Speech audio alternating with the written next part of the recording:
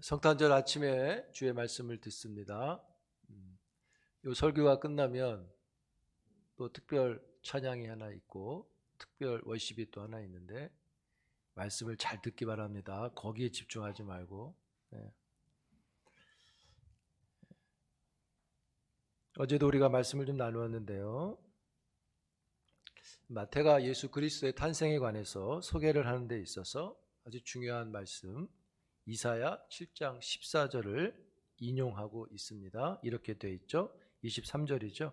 보라 처녀가 잉태하여 아들을 낳을 것이요 그의 이름은 임마누엘이라 하리라. 여기서 임마누엘은 그 16절 앞부분에 있는 그대로 처녀가 잉태하여 낳은 아들, 그 아들이 임마누엘입니다. 그럼 처녀가 잉태한 그 아들이 누구냐? 16절에 이렇게 되어 있는데 우리 한번 읽어볼까요? 16절입니다. 시작. 야곱은 마리아의 남편 요셉을 낳았으니 마리아에게서 그리스도라 칭하는 예수가 나시니라. 16절은 족보에 관한 말씀이죠. 근데 이 16절에 나오는 족보가 이 1장에 나오는 다른 족보의 내용과 조금 차이가 있습니다. 보통 족보는 이렇게 기록했죠. 그러면 2절에 보시면 아브라함이 이삭을 낳고 이삭이 야곱을 낳고 야곱은 유다를 이렇게 낳고 아버지가 아들, 그 아들이 또 그 아들 이렇게 돼 있죠. 15절만 봐도 엘리웃은 엘르아살을 낳고 엘르아살은 맏단을 낳고 맏단은 야곱을 낳고 그러면 16절 그 다음에 어떻게 돼야 됩니까? 야곱은 요셉을 낳고 요셉은 예수를 낳았다 이렇게 돼야 되죠. 순서가. 그런데 16절에 보면 이렇게 되어 있습니다. 야곱은 요셉을 낳았으니 이렇게 안 하고 그 중간에 뭘 넣습니까? 마리아의 남편 요셉을 낳고 마리아의 남편이라는 말을 넣어놨습니다. 그리고 그 다음에 그러면 야곱이 요셉을 어쨌든 낳고 그 요셉은 예수를 낳고 이렇게 해야 되는데 뭐라 그랬습니까? 마리아에게서 그리스도라 칭하는 예수를 낳고 역시 여기도 마리아라는 이름을 또 넣어놨습니다. 다른 족보의 차이가 거기에 있습니다. 다 그냥 아버지가 아들 낳고 아들이 또 그 아들 낳고 했는데 여기서는 마리아의 남편 마리아에게서라고 하는 다른 이름을 족보에 넣어놨습니다. 그것이 문법을 봐도 티가 나는데 보통 1장에 낳고 이렇게 계속 낳고라고 하는 이 단어가 문법을 찾아보면 능동태로 되어 있습니다. 능동태라는 것은 어떤 행동을 하는 그 주체의 모습을 보여주는 건데 16절에만 봐도요. 야곱이 마리아의 남편 요셉을 낳았으니 이 낳았으니도 능동태로 되어 있어요. 근데 같은 16절에 있는 야곱이 요셉을 낳았다 능동태인데 야곱이 마리아에게서 그리스도라 칭하는 예수가 나시니라 할 때 이 난다고 하는 이 단어에는 수동태로 되어 있습니다. 그러니까 예수만 수동태로 되어 있다는 거예요. 즉 여기서 능동태라고 하는 그 의미는 뭐냐면 아이가 출산하는데 부부의 정상적인 누트를 통해서 아이가 태어난 것을 가리키는 게 능동태라고 보시면 돼요. 아브라함이 이삭 낳고 이삭이 야곱을 낳고 하는 이 모든 것은 부부가 그 자녀를 낳고 또 부부가 그 자녀를 낳고 이렇게 됐다는 것인데 그리스도라 칭하는 예수가 나시니라 이 부분만 수동태로 되어 있다. 즉 능동태라는 것은 여기서 말 그대로 아주 자연스럽게 우리가 인류가 갖고 있는 출생의 자연스러운 법을 따라서 출생을 했는데, 예수는 그 일반적인 출생을 따르지 않고 특수한 방법으로 태어났다는 것을 보여주는 것이죠. 마태는 예수의 특별한 탄생을 이렇게 시작합니다. 1장 16절에 말씀 받듯이 마리아에게서 그리스도라 칭하는 예수가 나왔다. 마리아가 그리스도라는 예수를 낳았는데 그 부연 설명이 18절에 뭐라고 되어 있냐면, 마리아는 요셉과 약혼하고 동거하기 전에 잉태했다. 이것도 특별한 일입니다. 무슨 말이냐면, 요셉과 마리아가 아직 동거하지 않았지만, 여기 약혼이라고 되어 있는데 당시의 약혼이라는 것은 결혼을 맺은 겁니다. 당시의 약혼은 결혼한 상태를 가리킵니다. 그러니까 결혼식은 아직 안 했는데 부부의 관계가 성립된 것으로 여깁니다.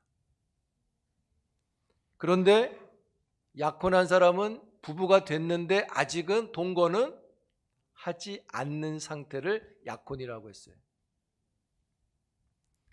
부부지만 이젠 한 집에서 아직 시작은 안 한 것입니다. 그래서 당시의 약혼은 사실상의 혼인 관계가 성립된 걸로 여겼습니다. 그러므로 마리아와 요셉은 부부입니다. 그런데 아직 동거는 하지 않은 상태입니다. 그런데 마리아가 잉태를 한 것이죠. 요셉과 마리아가 동거를 하지 않았지만 부부라는 관계를 성경이 잘 설명해 줍니다. 19절에 보시면 그렇게 돼 있죠. 그의 남편 요셉, 마리아의 남편 요셉. 요셉이 남편입니다. 이미 혼인 관계가 성립됐기 때문이에요. 24절에 보시면 요셉이 그의 아내를 데리고 왔다. 요셉의 입장에도 마리아는 아내입니다. 그래서 요셉과 마리아는 부부예요. 그런데 아직 동거하지 않았는데 잉태를 했단 말입니다. 그래서 요셉이 어떤 행동을 하냐면 19절 한번 읽어볼까요? 같이 있습니다. 시작. 그를 드러내지 아니하고 가만히 끊고자 하여. 끊고자 했다. 이 뜻은 이렇게 풀어준다, 내쫓는다, 보낸다 이런 뜻인데, 이 뜻이 결혼이라고 하는 것과 적용이 되면 떠나보낸다, 이혼한다는 뜻이에요. 요셉이 동거는 안 했는데 자기 부인이 아이를 가졌습니다. 자기가 더 잘 알잖아요. 문제로 받아들였고 조용히 이혼하려고 했다 이런 뜻이죠. 이 단어가 끊고자 하여란 단어가 산상수훈에도 이렇게 나옵니다. 마태복음 5장 31절 32절인데 함께 읽겠습니다. 시작. 줄 것이라 하였으나 나는 너희에게 이르노니 누구든지 음행한 연고 없이 아내를 버리면 이는 저로 간음하게 하며 또 누구든지 버린 여자에게 장가지는 자도 간음함이니라. 여기 아내를 버린다는 게 3번 나옵니다. 버리려거든, 버리면, 버린 여자에게. 이 3번 나오는 단어가 요셉이 조용히 끊으려고 했다는 단어하고 똑같은 아폴리오라는 단어를 사용해요. 근데 이것이 아내와 관계되어 있습니다. 산상수훈도 아내를 버리려고 했으니까 이혼을 가리키는 것입니다. 즉 간음하려고 이혼하지 말라는 거죠. 왜냐하면 너무 놀라운 일이 일어난 거잖아요. 그러니까 우리가 놀라운 일이지 당사자 입장에서는 말도 안 되는 일이 일어난 것이죠.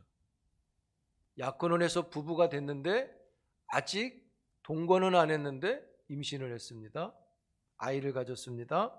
그래서 내 아이가 아니니까 부부의 관계를 이혼하려고 했던 거죠. 말씀드렸듯이 요셉 자기가 증거란 말이에요. 증인이란 말이에요. 자기가 마리아하고 동거하지 않았기 때문이죠. 근데 그렇게 결심했을 때 주의 사자가 나타나서 요셉에게 이렇게 말해요. 본문 20장 21절 같이 읽겠습니다. 시작. 이 일을 생각할 때 주의 사자가 현몽하여 이르되 다윗의 자손 요셉아 내 아내 마리아 데려오기를 그에게 잉태된 자는 성령으로 된 것이라 아들을 낳으리니 이름을 예수라 하라 이는 그가 자기 백성을 그들의 죄에서 구원할 자이심이라 하니라. 청천벽력 같은 이야기죠. 요셉아 걱정하지 말고 두려워도 하지 말고 놀라지도 말고 아내 데려오기를 의심하지 말라. 왜냐하면 너 아내가 잉태했는데 그 잉태를 성령의 능력으로 잉태한 것이라고 말하죠. 그리고 그 잉태된 아이는 예수다. 여러분, 이 말은 무슨 말입니까? 이렇게 보시면 됩니다.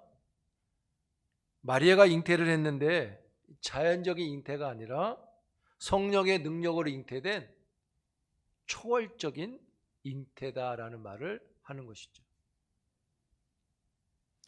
마태는 이 사실을 두 번 반복합니다. 18절에 성령으로 잉태된 것이 나타났다. 20절에 잉태된 자는 성령으로 된 것이다. 여러분 다 아는 이야기지만 그리스도라 칭하는 예수는요 성령으로 잉태된 분인 것을 믿습니다. 이게 성탄의 메시지입니다. 우리가 다 알지만 우리는 성탄에 예수의 오심에 대해서 동정녀 탄생도 많이 알고 이 땅에 구원세 주러 오신 것도 많이 아는데요. 우리가 꼭 고백할 것은 예수 그리스도는 성령으로 잉태됐다. 이 고백이 우리 안에 분명하기를 바랍니다. 마태는 바로 이 예수 그리스도의 성령의 잉태를 더 풀어서 이렇게 설명했습니다. 23절에 보라 처녀가 잉태하여 아들을 낳을 것이요. 이사야서 7장 14절을 인용했습니다.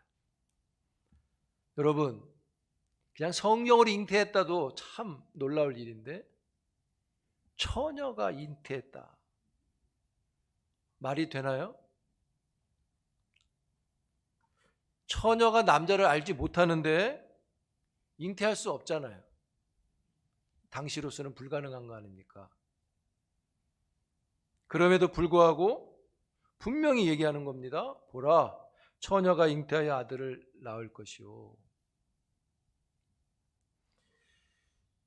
원래 히브리어 원문, 그러니까 히브리어 단어에는 처녀를 가리키는 정확한 단어는 없습니다. 지금 이사야 7장 14절에 기록된 이 단어는 알마라고 하는 히브리어인데 이게 처녀가 아니라 원뜻은 젊은 여자예요.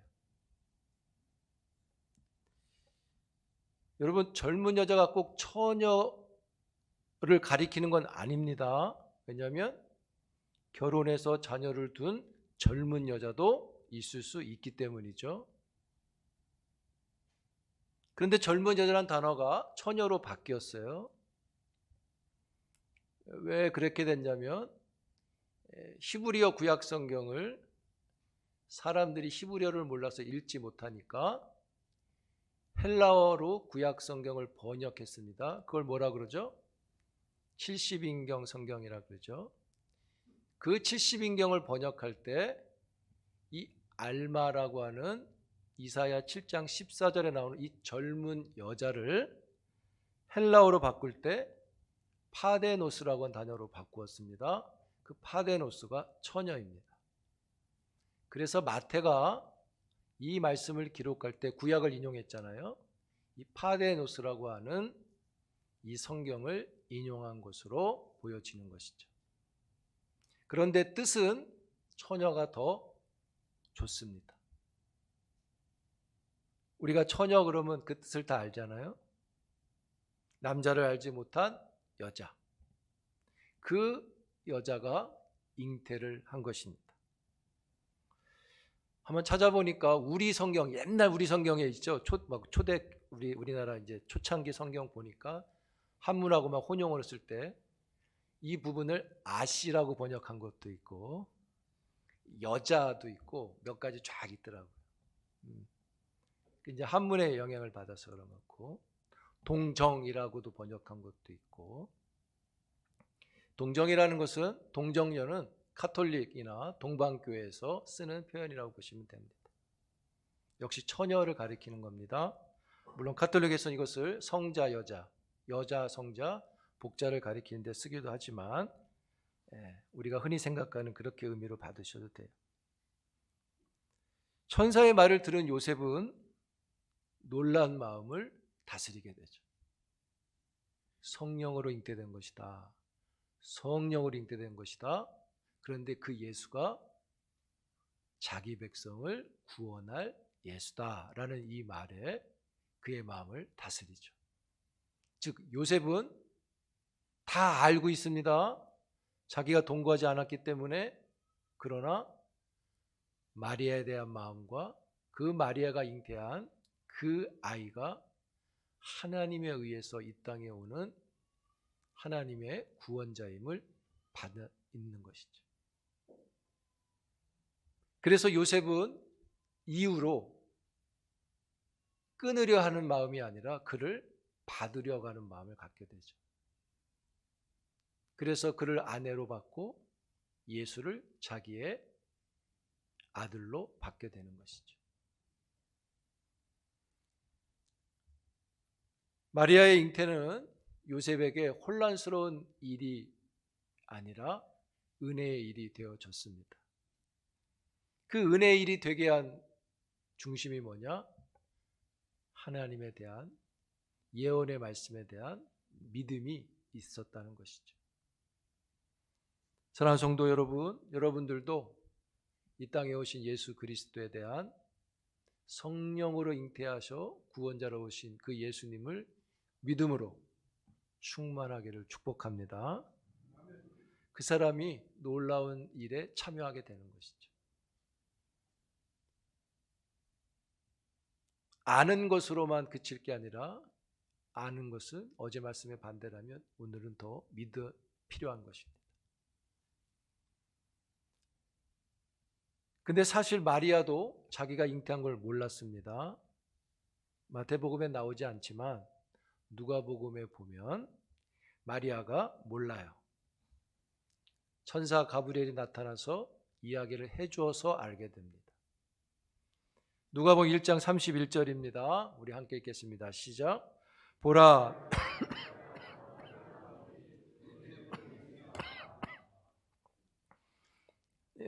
가브리엘이 얘기한 겁니다. 내가 잉태했다. 태어나면 예수라 하라. 그러니까 마리아가 듣고 이야기해요. 34절 35절입니다. 시작. 마리아가 천사에게 말하되 나는 알지 못하니 어찌 일이 있으리이까? 천사가 대답하여 이르되 성령이 내게 임하시고 지극히 높으신 이의 능력이 너를 덮으시리니 이러므로 나실 바 거룩한 이는 하나님의 아들이라 일컬어지리라. 나는 남자를 모릅니다. 마리아도 그렇게 말해요. 자기가 아니까. 어떻게 이런 일이 있을 수 있습니까? 그래 천사가 말한 것입니다. 35절 읽었죠? 성령이 내게 임하시고 그 능력이 너를 덮으면 너로부터 한 아이가 태어나는데 거룩한 이다. 그는 하나님의 아들이다. 할렐루야. 남자를 모르는 마리아가 잉태를 했는데 성령으로 잉태되었고 태어날 분은 하나님의 아들입니다. 누가복음 1장에 보면 마리아가 말씀대로 되기를 원합니다. 그러죠. 성령의 충만한 모습입니다. 하나님, 천사님, 좀 따져는 봅시다. 요셉한테 가서 자초지정을 정확히 얘기해 주시고 이렇게 하지 않는 거죠. 주의 말씀대로 되기를 원합니다. 아름다운 믿음입니다. 성탄은 믿음으로 보는 것이죠. 성탄은 믿음으로 예배하는 것입니다. 마태는 성령의 능력으로 잉태한 하나님의 아들 그분을 가리켜서 오늘 마태복음 1장 21절에 분명하게 말합니다. 한번 읽어볼까요? 21절 시작. 아들을 낳으리니 이름을 예수라 하라. 이는 그가 자기 백성을 그들의 죄에서 구원할 자이심이라 하니라. 할렐루야. 우리는 이것 때문에 그리스도를 환영하는 것입니다.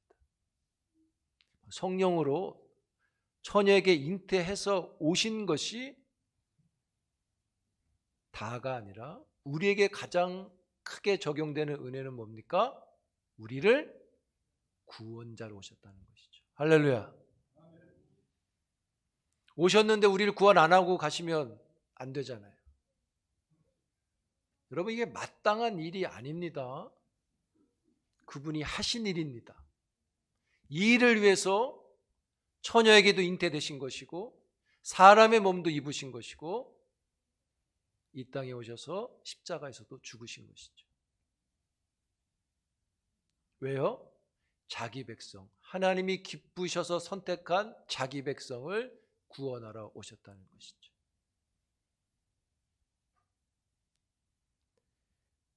사랑하는 성도 여러분, 이 진리의 사실이 우리에게 영생이 되어지는 거죠. 우리에게 참된 평화의 능력이 되는 것이죠. 어제 말씀드렸죠? 아는 게 영생이요 은혜와 평강이 충만한 것이다.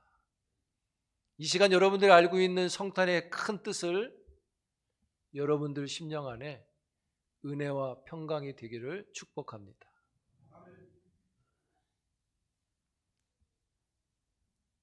왜 성령으로 잉태하시고 처녀의 몸으로 오셨고 사람의 몸을 입고 오셨느냐? 그분은 왜 우리에게 오셨는가? 사도 요한은 요한일서 3장 5절에서 이렇게 기록합니다. 함께 읽겠습니다. 시작. 그가 우리 죄를 없애려고 나타내신 것을 너희가 아나니 그에게는 죄가 없느니라. 이 모든 과정을 감당하신 것은 죄 없이 이 땅에 오셔서 죄가 있는 우리를 대신하려고 하셨다는 거죠. 그래서 우리의 죄 때문에 사람의 몸을 입으셨고 우리의 그 죄를 용서하시려고 성령으로 잉태를 하신 것이죠. 왜요? 죄가 없으셔야 하니까요. 소설 같은 이야기가 아닌 것입니다. 실제로 베들레헴에 이 땅에 오신 예수님이신 것이죠. 예수님이 이때 오신 걸 믿습니까? 다시 오실 것도 믿습니다. 로마서 8장 3절에 이런 말씀이 나옵니다. 같이 읽습니다. 시작. 율법이 육신으로 말미암아 연약하여 할 수 없는 그것을 하나님은 하시나니 곧 죄로 말미암아 자기 아들을 죄 육신의 모양으로 보내어 육신의 죄를 정하사. 여기 보시면 본문에 죄 있는 육신의 모양이라 그랬죠. 왜 모양이라는 말을 들어갔을까요? 이런 뜻인 거죠. 그분은 우리와 같은 육신을 입으셨지만 죄는 없다고 하는 것을 말하기 위해서 모양이라는 표현을 쓰고 있는 것입니다. 그리고 아까 우리가 읽었죠. 누가복음 1장 35절에 성령이 내게 임하시고 지극히 높으신 이의 능력이 너를 덮으시리니 이러므로 나실 바 거룩한 이는 하나님의 아들이다 할 때 이 나실 바 거룩한 이 거룩하다는 것은 하나님께 사용될 땐 죄가 없는 거룩한 분을 가리키는 거죠. 사랑하는 성도 여러분, 죄도 없으신 분이 죄 있는 사람의 모습을 입으시고 이 땅에 처녀의 몸을 통해서 태어나셨습니다. 무엇 때문에 이렇게 하셨습니까? 동정녀에게 태어나서 이 땅에 오신 것, 이것은 바로 하나님의 약속의 성취인 것이죠. 언약의 성취입니다. 창세기 3장 14절 15절 함께 읽겠습니다. 시작. 여호와 하나님이 뱀에게 이르시되 내가 이렇게 하였으니 들의 모든 짐승보다 더욱 저주를 받아 배로 다니고 살아있는 동안 흙을 먹을지니라. 내가 너로 여자와 원수가 되게 하고 내 후손도 여자의 후손과 원수가 되게 하리니 여자의 후손은 내 머리를 상하게 할 것이요 너는 그의 발꿈치를 상하게 할 것이니라 하시고, 여자의 후손으로 이 땅에 오신 예수 그리스도, 하나님이 이미 아담이 타락하였을 때 이 땅에 주신 구원의 약속인 것이죠. 그 구원의 약속을 친히 감당하시려고 동정녀의 몸으로 이 땅에 오신 것입니다. 그 여자의 후손이 되기 위하여 성령으로 잉태하신 것입니다. 그래서 요셉은 그 아기가 태어날 때까지, 오늘 25절 그랬죠? 끝까지 동거하지 아니했다. 흠을 내지 않는 것입니다. 완벽한 말씀의 성취를 위해서 그가 동참하는 것이죠. 사랑하는 성도 여러분, 하나님이 성경의 역사를 보면 6,000년 전에 주셨던 그 약속이 나타나고 있는 것이죠. 그리고 그 약속이 오늘 우리에게는 실제로 구원의 효력으로 나타나는 것입니다. 여자의 후손으로 이 땅에 오신 예수 그리스도, 이 땅에 죄인을 구하러 오신 예수 그리스도, 그분은 하나님이시고 사람이신 예수 그리스도이시고 사람이신데 죄가 없으신 예수 그리스도이시고, 그러므로 우리는 그분을 통하여 구원의 참된 평화를 얻게 됩니다. 예수 그리스도의 탄생을 다시 한번 환영하고 찬양하는 우리 모두가 되기를 축복합니다. 성탄의 놀라운 진리가 여러분들 안에 이 아침에 복음의 큰 능력이 되고요, 경건의 능력과 은혜와 평강이 되기를 축복합니다. 우리에게 복음이 되어주신 예수 그리스도를 찬양합니다. 기도합니다. 하나님 감사합니다. 이 땅에 오신 예수 그리스도의 말씀을 묵상했습니다. 우리가 아는 진리를 더 경건하게 믿게 하시고 우리에게 생명과 경건의 능력과 은혜와 평강이 되는 성탄의 말씀이 되게 하옵소서. 예수 그리스도를 우리 중심에 더욱 충만케 하셔서 복음으로 오신 예수 그리스도를 의지하며 믿음으로 나아가는 경건한 주의 종들이 되게 하옵소서. 예수 그리스도의 탄생을 찬양하며 기뻐하며 환영하는 주의 종들을 축복하옵소서. 예수님의 이름으로 기도합니다.